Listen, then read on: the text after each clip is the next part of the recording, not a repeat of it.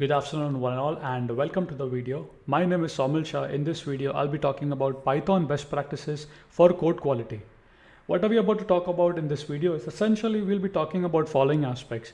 We'll be talking about some of the tools that are available that you could use to review the code. For example, Pylint, PyCodeStyle, Black. Then for how do you document your Python classes and modules using a Sphinx software. Then we will be also be looking at type checking. So what are the modules that Python has and why we should use all of that. We will just review a little bit about design patterns such as decorators and singleton. When would you use these design pattern, and we'll just talk a little bit about that. So without discussing much, let's get started in the video tutorial series.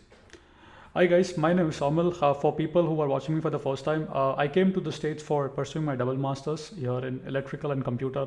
I fell in love with programming and I have since enjoyed teaching and sharing my knowledge through seminars, YouTube and blogs. I usually like to bike and play badminton during my free time. Contents for the slide or contents for the video would be, we'll be essentially just looking at Pep8, some of the reformatter tool. We'll be looking at the Pylint, Black, PyCodeStyle, Gang of Three design pattern with examples, Sphinx and type checking. So these are some of the things we should know when we are writing some Python code. It's good to know, right? So it's a popular phrase here, a foolish consistency is the hoblin of little minds. Python founder Peter recognized that the code is more commonly read than written. A style guide is essentially consistent. Consistency in a project is more important than consistency in program module is the most important. What he's trying to say is, writing is important, but usually code is more often read. So it's extremely important how you write the code, right? How you are essentially splitting, or how you are organizing your code and how you're documenting your code. All of that is extremely important. What is Pep8? Well, Pep8 stands for Python Enhancement Proposal. It's called PEP. It is essentially a design document providing information to Python community or describing a new features for Python or its process or environments. Let me show you what now I'm actually going into the tools, right? What are the tools available, for doing all these things. So I'm going to be reviewing the first tool. I usually like to use IntelliJ, but this is also available in PyCharm as well. So let's take a look at it. What you see on the screen is essentially a simple class called database settings. It has an init function, a run, insert, and an underscore store method. What you are observing here is I haven't provided any spaces. So if you observe, IntelliJ usually gives you squiggly lines below that, which indicates that you're not following one of the best practices. For example, whenever you write a function name, they should be snake case, not camel case. So these are some of the things we need to follow, right? So IntelliJ has all these tools built in, which essentially guides you or tells you that, hey, you are not using the best practices. Maybe you want to consider doing that. Well, it's quite simple. There is an option called code, and then you have to click on the button which says reformat code, or you can also do Control Alt plus L. Once you do that, it would automatically reformat your code according to the Pep8. It's beautiful. IntelliJ has so many stuff to help a developer to write code better. So as you can see on the left hand side and the right hand side is after clicking that button, you see how it has two spaces, everything is formatted a little nicely. Before, this is how it was. So usually whenever I write code, I always try to go to the code section and I click on reformat button. This usually formats my code pretty nicely, so it's more readable. That's one of the things we can use. Let's go to the next slide. Naming convention, module, short lowercase names. Python, we use lowercase name. We don't use uppercase or camel case. That's the convention. Classes name, the name of the classes are usually capital. Function names are lowercase with underscore. This is the convention we follow. Now, some people are writing camel case. It's fine, but it's not the standard, right? If experienced Python developer is reviewing your code, he'll immediately know, okay, he is not following any sort of standards. Documentation, doc strings are the most important thing. According to Pep8, any function or any function in a class, or essentially that is public, has to have a doc string. If anything you think is a public, you need to provide what is that doing, essentially what parameters are taking, what is the return type, and what is the function doing. That's the most basic documentation everyone should provide while writing a code. Tools for styling. Now I would like to go a little bit into tools for styling. There are a couple of tools available for styling. So these tools include, as I said, Black, PyCode Style, and Pylint. So let's review one by one all of that. The first tool that I would like to introduce you is called Pylint. So essentially, it's again a great tool. A lot of people are using it. Pylint essentially supports coding standards, error detection, refactor help, fully customizable, editor integration, IDE integration, UML diagrams, continuous integration, extensibility, much more. This is just a couple of things that I have laid out here. Well, how do you use it? Well, it's very easy. You can install with a pip command. If you have a different operating system, for example, Ubuntu, apt-get install Pylint, and so on. But pip install Pylint should be fine for you for now. As I just showed you on the screen, like pip install Pylint should solve the problem for you. Now, as you can see, I have essentially a folder called database module, and I have an init file and I have a file called DB helper. So in the DB helper, essentially I have all the classes and stuff like that, right? So essentially Pylint will give you like hints. For example, let me take a look at it. So I ran the command call, and I'm gonna zoom in a little bit, and I know it's a little hard to see, but I'll try my best to make it visible. Oops, let's go here. So if you can see Pylint, and then you say the data, you provide the module name, and I'm gonna go one slide back. So you see the module name is database. You see my mouse here, database modules. So that's the name, right? So what you do is you say Pylint. In that project directory, you go and you provide the module name. It would iterate over all the Python files, and it will tell you what all problems are. For example, the first yellow box you say does not conform to snake case naming style, invalid name. So it tells you that, hey, you gotta use a snake case. You cannot use camel case in the code. No docstring provided. So in the code, I never provided any documentation. So it's telling me, hey, did you provide documentation? This is a great tool for doing code reviews essentially. Now again, as I said, over here I have a code snippet as well, and I'm gonna make my image a bit small so you guys can see this. So as you can see on the right hand side, and it's a bit hard to see, but please bear with me. Here I have a simple class, right, database, and I'm inheriting from object. But if you see, it's redundant. For example, let's read what Pylint says. Class database settings inherits from object, can be safely removed from a base class in Python. That's because by default in Python, all the classes inherits from object by default. So you don't have to specify that. So Pylint is saying, hey, maybe you want to remove that. It doesn't look good, right? So you see how easily you can use these tools to help you out to write better programs, right? For example, another thing that I wanted to show you is, sorry about that. It looks like your Wi-Fi name or password has changed. To update your Wi-Fi information, Alexa, stop. Sorry about that as well. So as you can see here in the code, it says looks like a static function. So as you can see, the run function, it's not doing anything. It's essentially not doing, but I still declared as a, within the class. So this is telling me like this Pylint software is telling me like method should be a function, no self use, because I'm not using the instance variable here. So maybe I want to use convert this into a static function because it's not referencing any variables or any variables within the constructor. So I would recommend for people, whenever you guys write code, try to essentially use Pylint and see what are the warnings it's giving, and it would help you to become a better developer.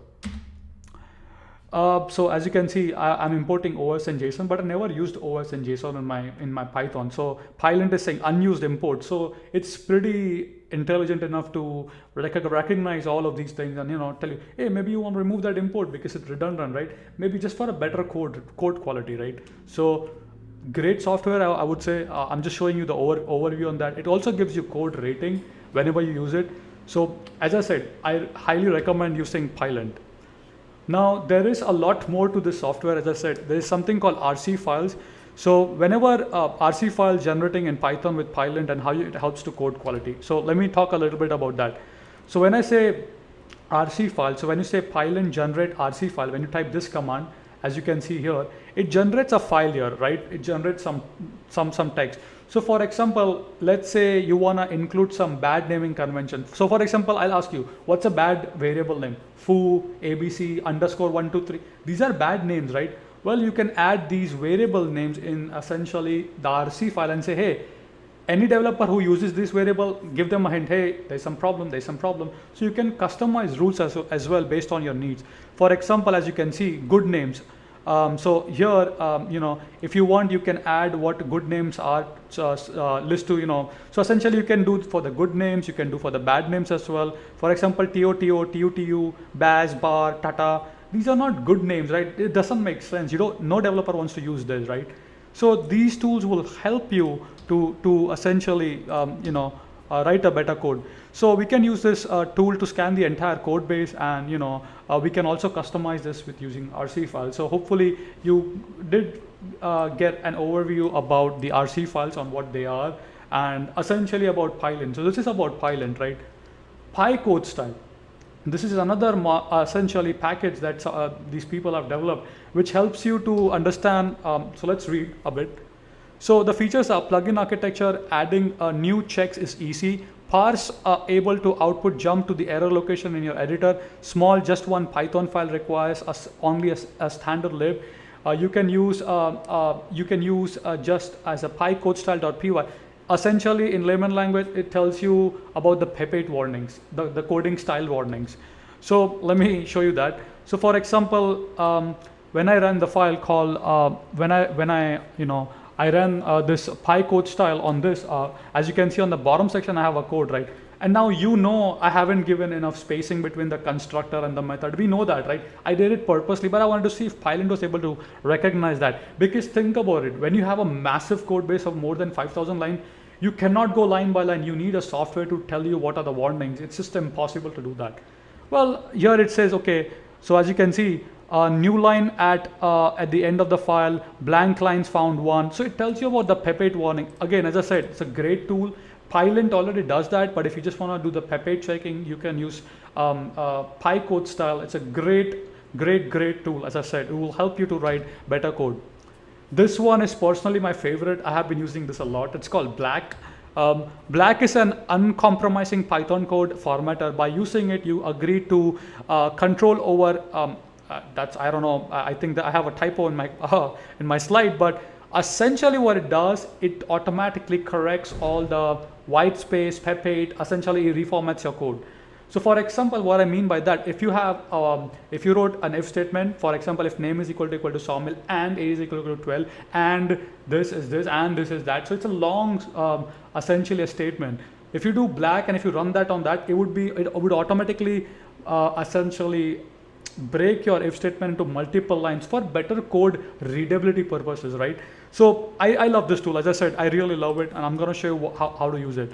So for example, if you want to run, we'll take the same module, right? So you run this code by saying Black, and then you run it on a module. You say, hey, database module. So essentially it has init file and all the helper files. So when you run all that, it automatically going to reformat your code. Now let me show you the output. This is before and after. So as you can see on the left hand side, it is before running Black tool on the code.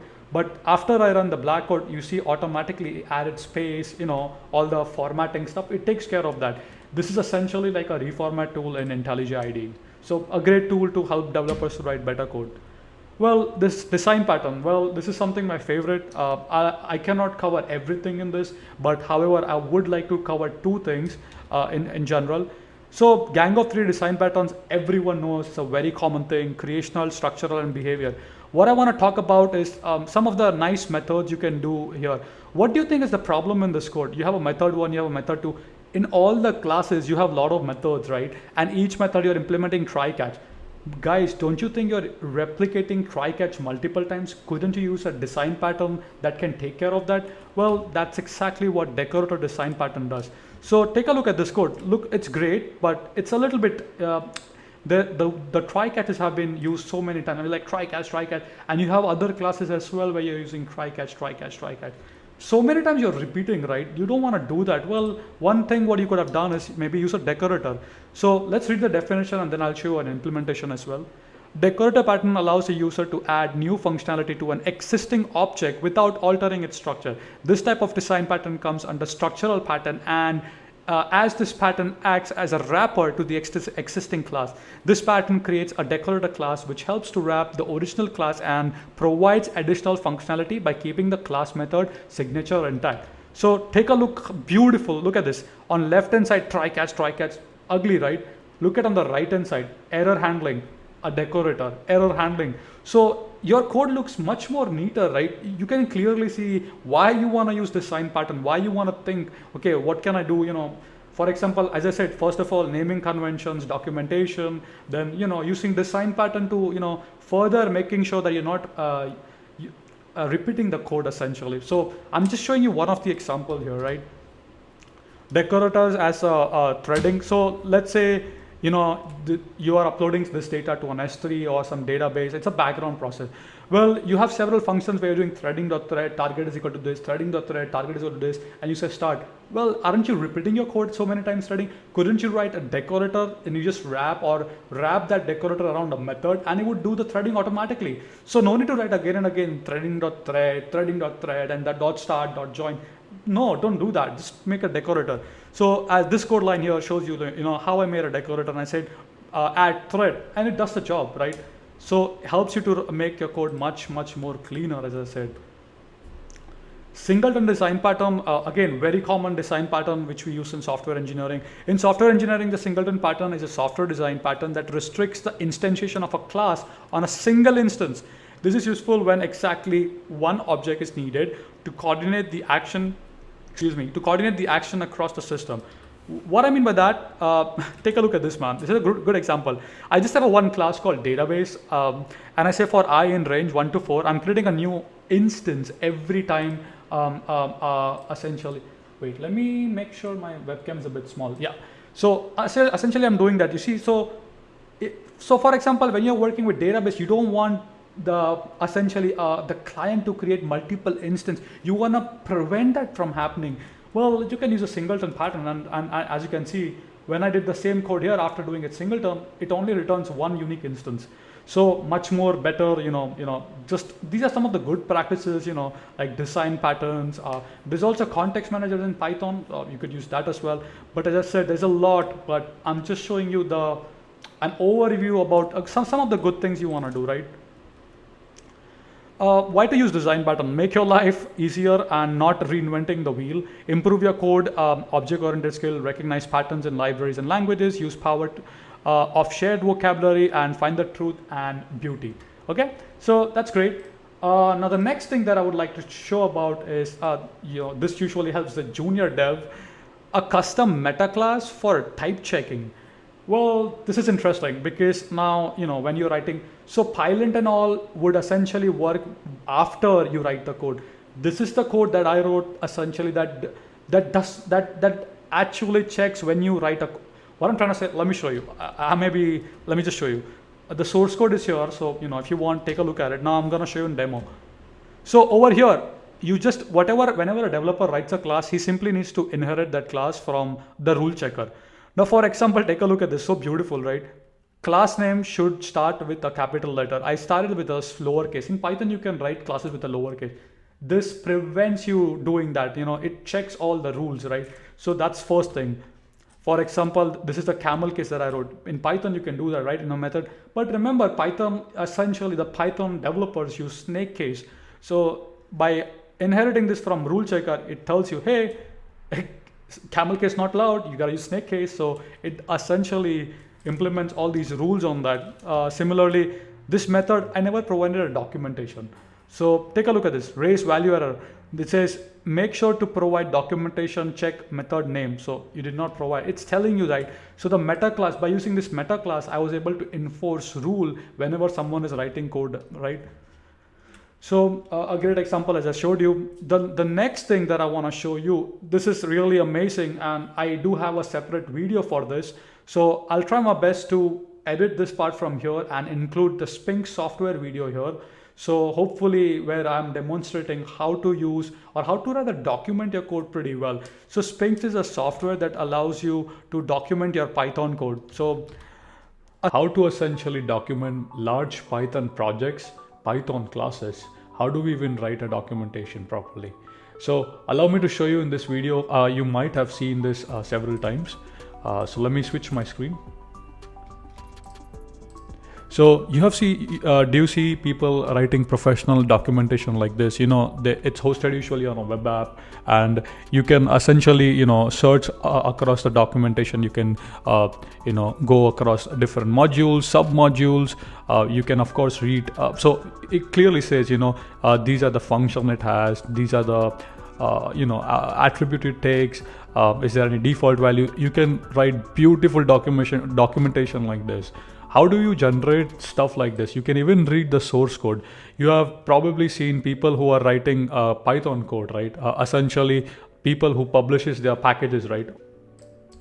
Yeah, but so you often have seen people who write professional Python packages. They follow these sort of approaches, right? They have a documentation, they have a UI like this. How do we even learn like this? In this video, I'm about to teach you all that. So in this video, I'll be teaching you about Sphinx, which is an open source tool for generating documentation for Python code. All right, guys, it's showtime. Let's get started, man. So what I'm gonna do is I'm gonna create a folder structure here, and then I would try to explain things to you. So let's create a new folder essentially, which will be our project folder. Let's call this for understanding purposes, right? Let's call this database package. Okay, so we'll call this database package, and inside that we have to we have to create some folders. So the first folder we would like to create is click on the directory, click on source, and I'll use my magnifier to show you what I'm doing. Okay, so database package, we have a source, then create one more file here. This file would be called __ init.py. Okay, so this is our so let's delete this because we want to create things inside a folder. So inside the src folder, let's try to create a directory here, which would be called so for database package we will have database setting module.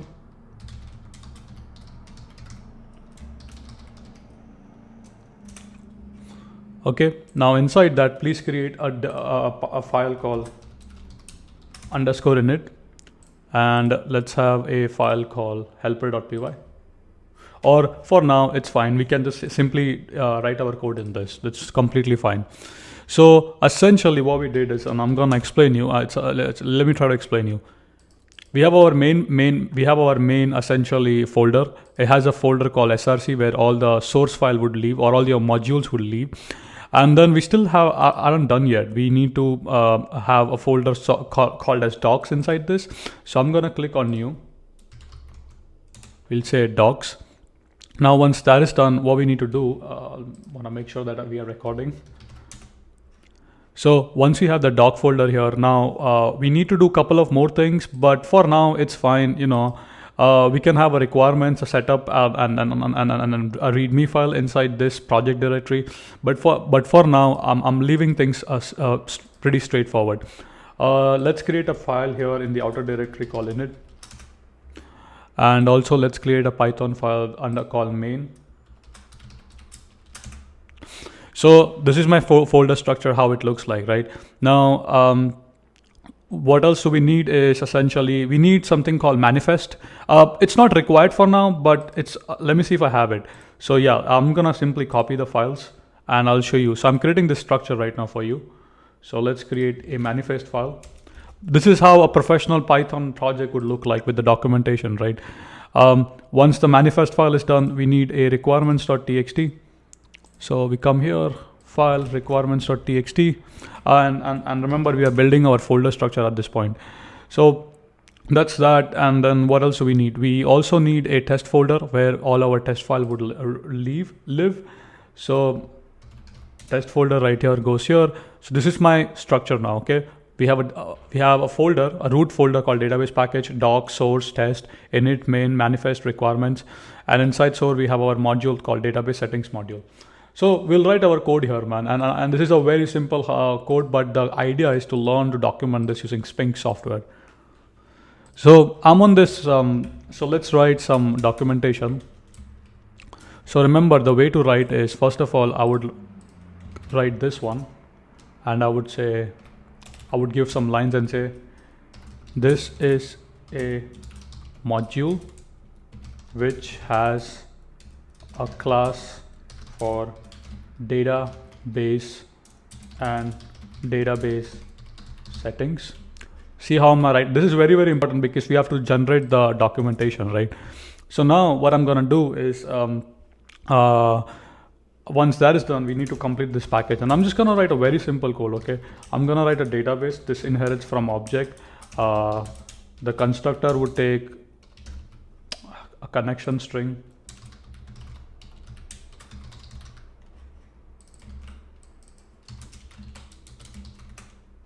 Okay, remember the goal is not to write code, the goal is to show you the documentation. Okay, so that's important. So this should be a string, and we'll give some documentation.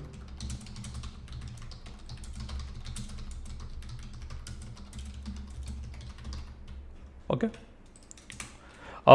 Now once that is done, we would have a method defined.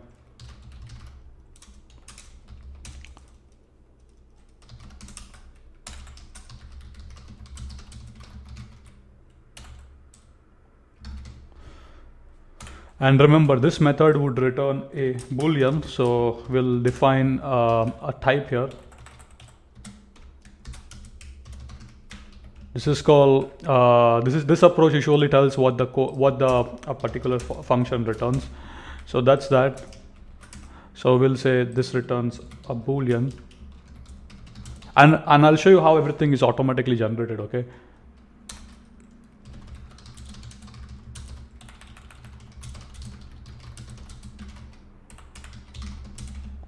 Okay, we are almost there.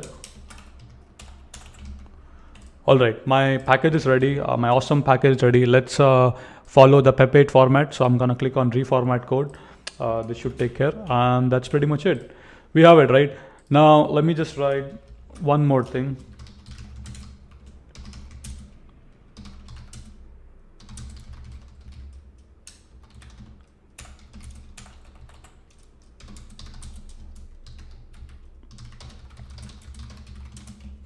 Okay, let's give some space. Okay, this looks beautiful, and now I'll show you the Sphinx software. Okay, so that's done. You have this one. Now it's inside the SRC folder, remember. Now you gotta follow this with me. Okay, it's a little how do you call that? So now we need to go to the database package. I'm inside the package. Hope you can see my screen. Now we have to go inside the docs folder.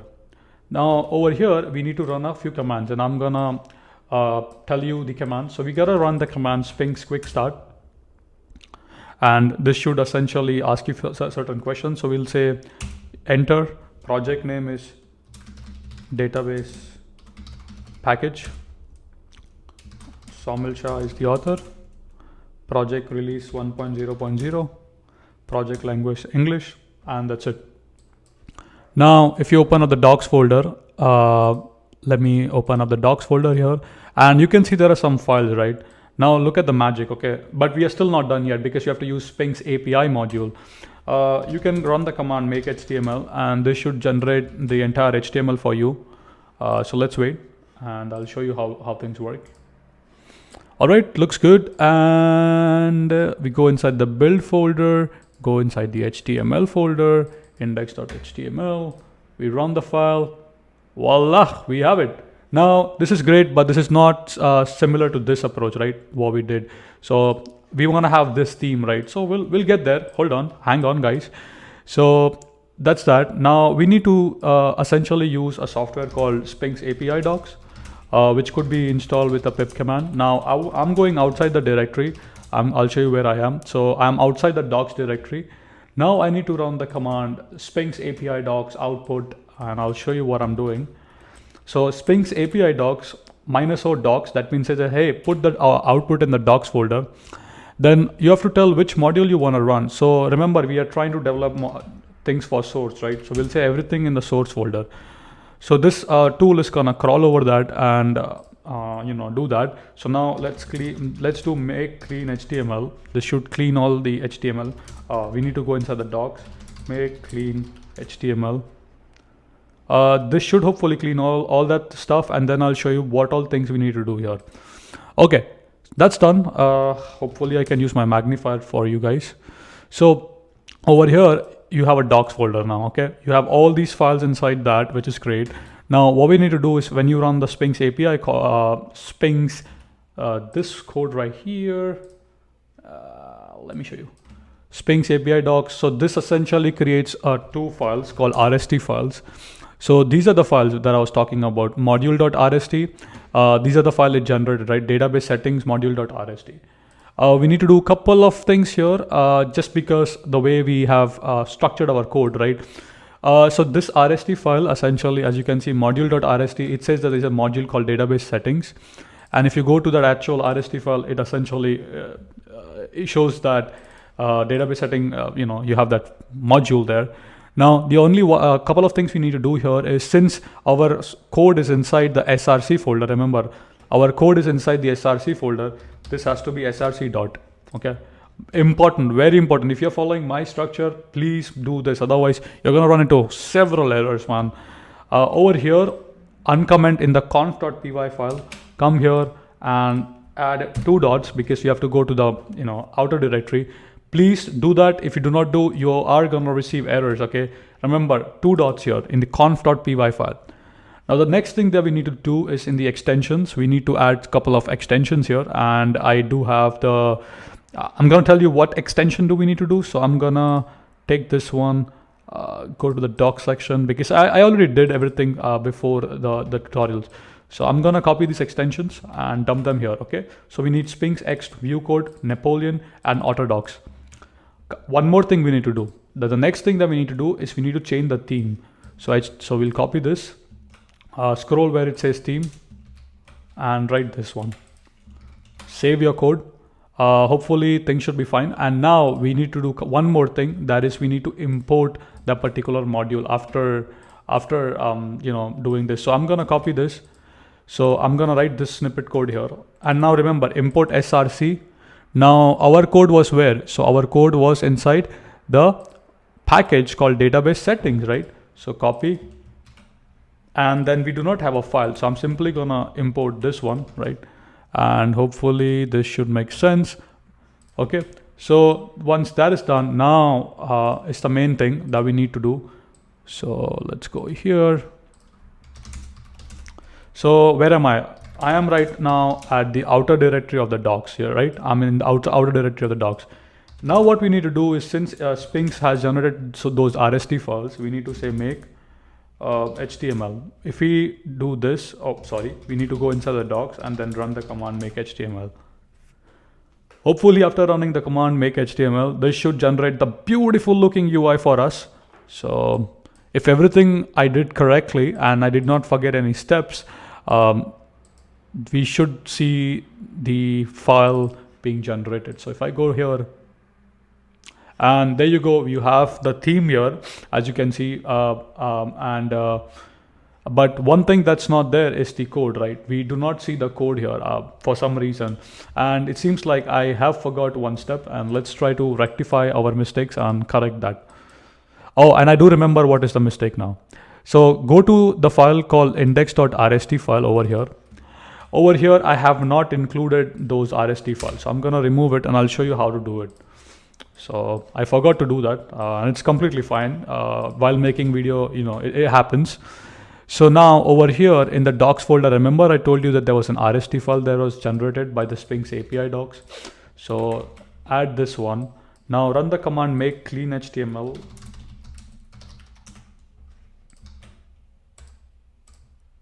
This should essentially clean up things. Make HTML.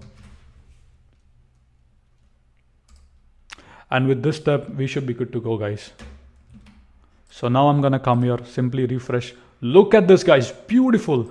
Everything you can see, you can read a particular method, you can read the code, you can go to the docs, you can surf, you can search for a particular module.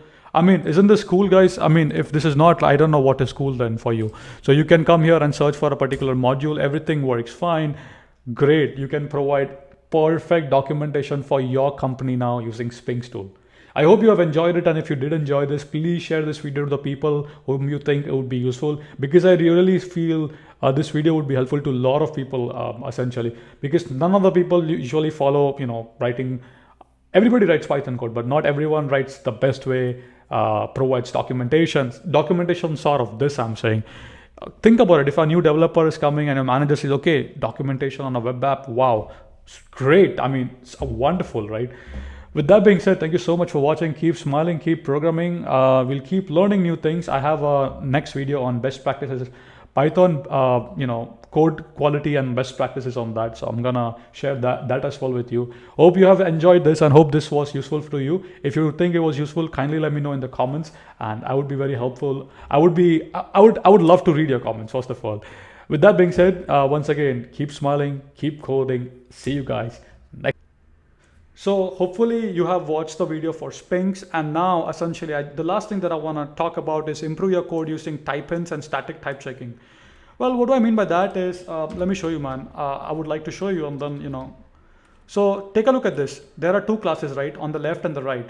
So on the left hand side, when you say message, I mean, when you are writing code, you know that. But when someone reads the code, how the hell is he gonna know whether it's a string, it's an integer, it's a tuple, or it's an object? When you do type checking, when you say type as, so after that I said like, hey, this is a type string. I define a type. Now, if you try to pass essentially like an integer, Python will start complaining. You will see a squiggly lines and highlighted in your code editor. So this is greatly advised for everyone who's writing Python code. Hey, use type checking, right? Essentially. So essentially, if you have a variable and if it's a string, int, float, double, or it's an object or a custom, array, whatever, try to use this. It would really help you to, become a better programmer. I mean, in terms of, writing code quality, right? So this is that, and thank you so much for listening. I hope you have enjoyed it, and I hope I gave you a nice overview on all the, a couple of tools that we can use to do code quality. If you have any more questions, list your question in the comments. I would leave the slides in the description, so if you want, you can check them out. With that being said, thank you so much for watching. Keep smiling, keep programming, and as usual, if you have questions, please post them in the comment and try to share the video to the people whom you think would benefit. As I said, this is just an overview. It gave you an overview of all the things we need to. There are a lot more, of course. I cannot cover everything in one video. So that is why I just wanted to provide an overview, and the slides are also there. And if you want, we could make videos to a specific topic as well. Thank you so much for watching. Hope you have enjoyed it. Once again, keep smiling, keep programming, and I would see you guys in the upcoming